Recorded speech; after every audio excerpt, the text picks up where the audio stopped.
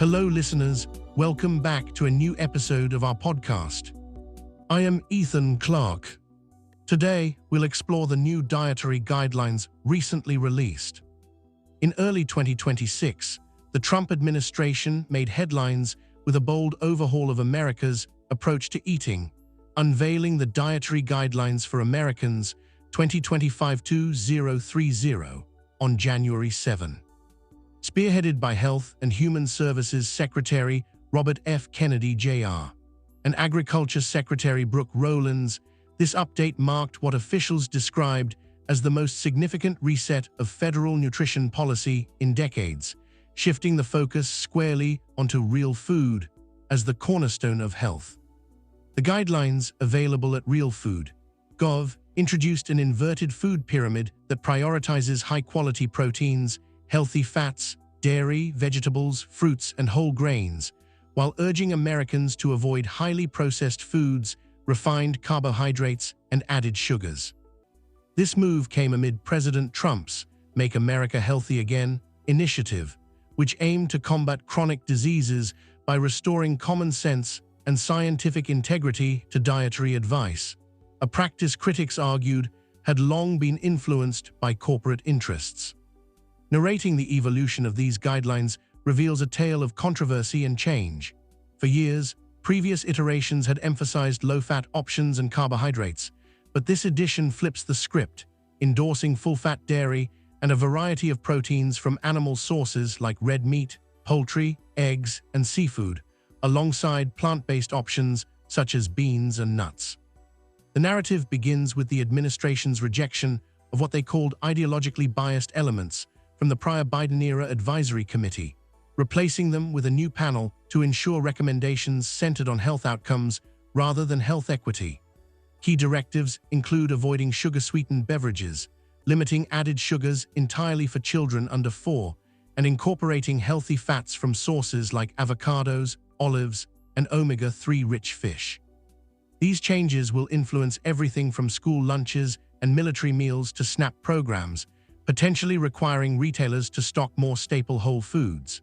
As the story unfolds, the benefits of these guidelines become clear, offering a refreshing emphasis on nutrient-dense, whole foods, which many experts applaud for aligning with evidence linking ultra-processed foods to obesity, diabetes, and heart disease. By prioritizing protein in every meal, the guidelines support muscle health, satiety, and metabolic function, which could help Americans manage weight and energy levels more effectively. The strict stance against added sugars, especially for young children, is widely hailed as a vital step in preventing early-onset health issues, with no tolerance for non-nutritive sweeteners. Ending the so-called war on healthy fats allows for fuller-fat dairy and natural fat sources, backed by recent studies suggesting they don't inherently raise heart disease risk when part of a balanced diet. Consistency with prior advice to consume at least 3 servings of vegetables and 2 of fruits daily reinforces the proven benefits of vitamins, fiber, and overall wellness. Moreover, the customizable framework accommodates diverse preferences and budgets, from fresh produce to canned or frozen options, making healthy eating more accessible and practical for families across socioeconomic lines. This real food-first approach is seen as a common-sense pivot that could empower individuals to reclaim control over their health, potentially reducing reliance on pharmaceuticals and boosting national productivity.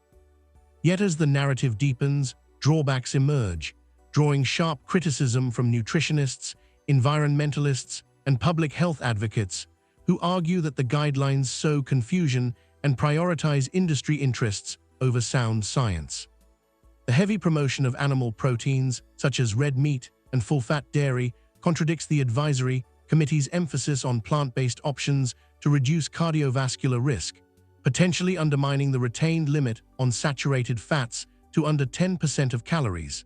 Critics highlight environmental harms, noting that beef production drives significant greenhouse gas emissions and resource strain, clashing with sustainability goals.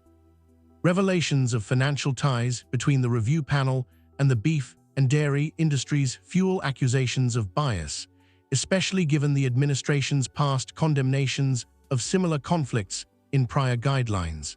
The elimination of specific alcohol recommendations is flagged as concerning, ignoring evidence of health risks from even moderate drinking. Parents and experts decry the protein-centric advice as unrealistic for average households, laden with high cholesterol and fats that could exacerbate heart disease in vulnerable populations. Lack of transparency in the methodology, deviating from the rigorous two-year scientific review without a clear rationale, raises alarms about political interference over evidence-based policy. The sugar industry's opposition underscores potential overregulation, arguing it could lead to unwanted chemical additives in food.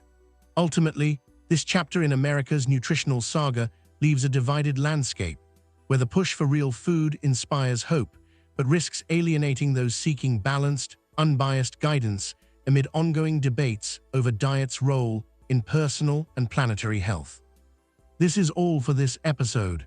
Be sure to connect with us for future informative and exciting episodes. Thanks for listening.